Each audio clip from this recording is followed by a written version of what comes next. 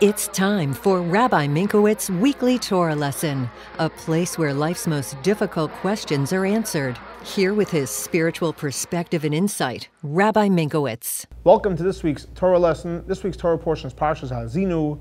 The question of the week is, where do we get the power to transform this world into a godly place? So in this week's Torah portion, Parsha AZINU, the Torah begins with the famous song, and it starts off, AZINU HaShamayim v'sishma ha'aretz.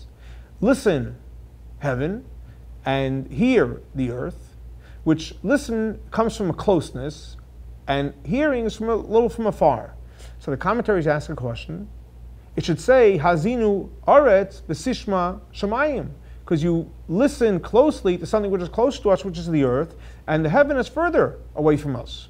And the commentaries explain that we're referring to Moshe Rabbeinu. Moshe Rabbeinu, the leader of the Jewish people, even though he lived in this physical earth, but he was a spiritual man. So spiritually he was closer to heaven. And that's why it says, Hazinu HaShamayim. And V'sishma ha'aretz, even though he lived in the world, but he was not totally engrossed into the physical world, and therefore was something which is further from him. And the Rebbe explains, so if that's the case, that's great for Moshe Rabbeinu, but what about for all of us, that we study the Torah every single day? And the Rebbe explains the reality is that each and every one of us have a part of Moshe Rabbeinu within us. Therefore, we have the ability and the power to be able to make spirituality and godliness much closer to us, and earth things a little further, even though we're physically here. And that's why for each and every one of us, we do say AZINU HaShamayim, because we have the power to do so. But the question is, how do we have the power to do so? So if you give a look further on in the song, and by the way, the song is a very, very powerful song. The Maral of Prague, the Mizrahi Maggid said that one should accustom himself to say the song every single day by heart, and that will purify his mind and heart, and will make him successful as well in business. And if you give a look in the song, there's a very powerful verses, but one of the verses says as follows. It says, Ki chelek Hashem amo. And the Baal Shem Tov translates that, what does that mean? Ki chelek Hashem amo, that in Amai, in the nation of the Jewish people, each and every one of us have chelek, a part of God.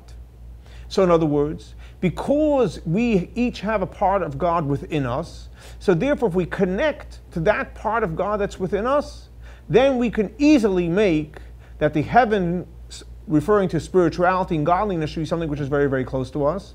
And therefore, the aretz, the worldly world that we have to deal with, we're able to deal with it, and it's not a threat to us because we have the power to overcome and actually transform the world. So to answer the question, where do we get the power to transform the world to a godly place?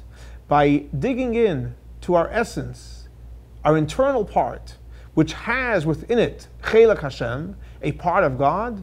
We have the power to live a godly life in this physical world and make this world a beautiful, godly place for God. This week's Torah lesson is dedicated to the memory of Baruch ben Aryeh Leib and Shlomo Ben Yosef. May their souls be elevated by the Torah we're studying in their memory. Thanks so much for joining us for our weekly Torah lesson. For more information about Chabad, please visit our website.